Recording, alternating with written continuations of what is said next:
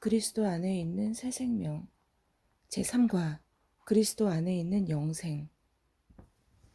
지난 시간에 했던 뒷부분부터 하겠습니다.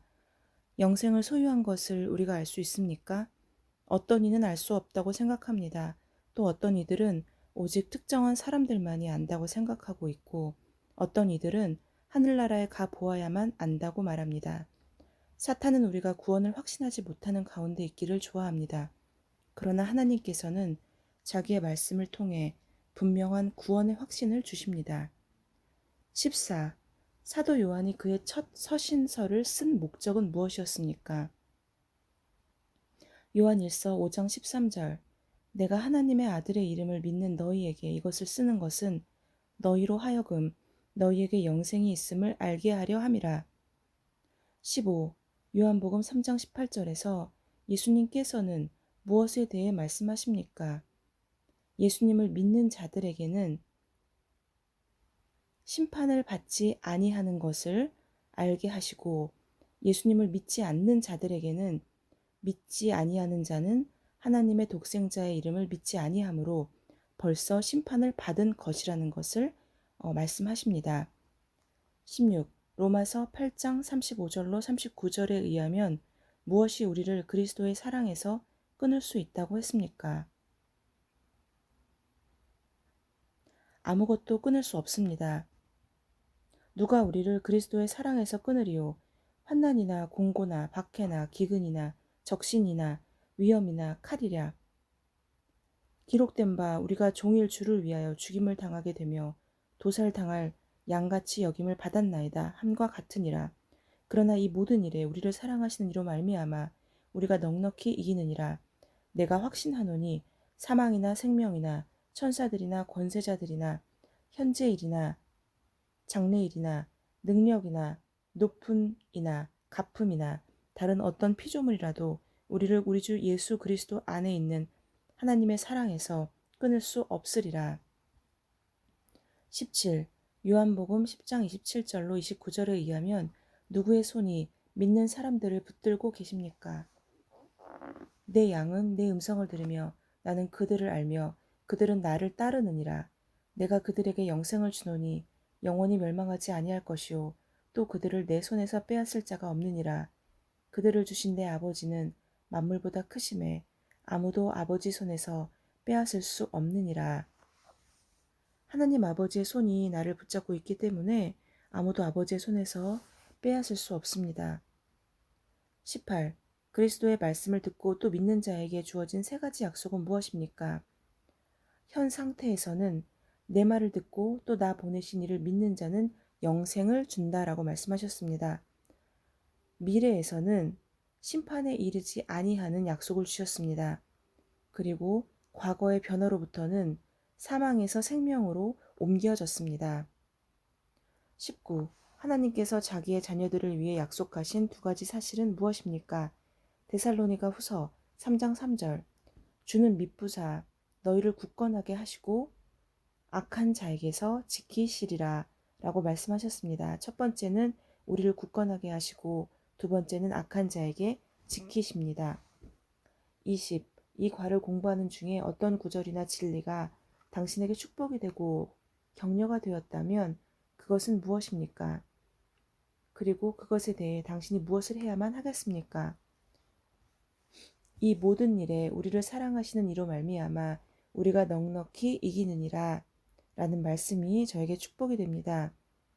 우리는 우리를 사랑하시는 이를 믿고 순종하기만 하면 우리는 그분으로 하여금 넉넉히 이긴다고 약속하셨습니다. 요약 21번 요한복음 3장 16절은 당신이 지금 마친 제3과까지를 요약하는 구절이 되는 것으로서 성경에서 가장 잘 알려진 구절입니다. 이 구절에 의하면 하나님께서는 누구를 사랑하십니까? 하나님께서는 이 세상을 사랑하십니다. 하나님께서는 사랑 때문에 무엇을 하셨습니까? 독생자 아들을 주셨습니다. 하나님께서 자기 아들을 주셨다는 것은 무슨 뜻입니까? 로마서 5장 8절 우리를 위하여 죽으셨다는 뜻입니다. 사람이 영생을 어떻게 얻을 수 있습니까? 하나님의 아들 예수 그리스도를 믿음으로 영생을 얻을 수 있습니다. 예수 그리스도를 믿지 않는 사람들은 어떻게 됩니까? 멸망하고 영생을 얻지 못합니다. 만약 당신이 예수 그리스도를 믿는 것과 영생을 가진 것이 불확실하다면 요한계시록 3장 20절을 상상해 보세요. 예수 그리스도께서 당신의 마음 문에 서서 무엇을 하고 계십니까? 문 밖에 서서 문을 두드리고 계십니다. 예수님을 당신의 생애 가운데 들어오시도록 하려면 무엇을 해야 합니까? 예수의 음성을 듣고 문을 열기만 하면 됩니다. 당신이 이렇게 할 때 예수님께서는 무엇을 하시겠다고 약속하셨습니까? 더불어 먹고 이는 아버지 보좌에 함께 앉은 것과 같다고 하셨습니다. 이것이 예수 그리스도의 약속임을 주목하십시오. 지금 예수님께서는 당신이 구하면 구주와 주님으로서 당신 마음속에 들어오실 것입니다. 다음과 같이 기도하십시오. 주 예수님, 저는 죄인입니다. 저는 예수님께서 하나님의 아들이신 것을 믿으며 저의 죄를 위해 죽으신 것과 부활하신 것을 믿습니다. 지금 저는 예수님께서 저의 모든 죄를 용서해 주시고 구주와 주님으로서 제 마음속에 들어오시기를 기도합니다. 이렇게 기도했으면 위에 있는 선에 날짜와 이름을 쓰므로 그렇게 기도했다는 것을 표시해 두십시오. 그리스도를 알면 가난한 자도 부유하게 되고 그리스도를 모르면 아무리 부유한 자도 가난하게 된다. 그리스도인의 생활연구 제1권은 당신이 예수 그리스도와 영생을 연구하는 데 도움을 주었습니다. 당신이 배운 진리를 다른 사람에게 전해줄 수 있습니까? 다른 사람에게 이 진리를 명확히 전할 수 있도록 제3과까지 나오는 질문들과 대답들을 주의 깊게 복습하십시오. 계속 공부하면서 다음의 중요점에 주의하십시오. 그리스도인 생활을 위한 지침. 매일 성경을 읽을 것. 성경은 당신의 영의 양식입니다. 그리스도인으로서 당신의 성장은 하나님의 말씀의 섭취와 적용에 의해 직접적으로 영향을 받습니다. 요한복음이나 마가복음을 읽음으로써 신약 성경부터 시작하기를 권합니다. 매일 특정한 시간을 정해두고 성경을 한 장이나 또는 그 이상을 주의 깊게 읽으십시오. 매일 기도할 것. 기도는 당신이 하나님과 사귐을 갖는 또 하나의 길입니다. 당신을 위해 하나님께서 베풀어 주신 모든 것에 대해 감사하십시오. 하나님께 당신이 하는 모든 일에 지혜와 도우심과 인도를 구하십시오. 정기적으로 그리스도인의 교제에 참여할 것. 다른 그리스도인과 교제를 갖는 것은 꼭 해야 할 일입니다. 그리스도께서는 이것을 원하시며 또 당신도 격려와 교훈과 다른 이들을 돕기 위해서 이것이 필요할 것입니다. 그리스도를 증거할 것. 당신은 말과 행동으로 증거할 수 있습니다.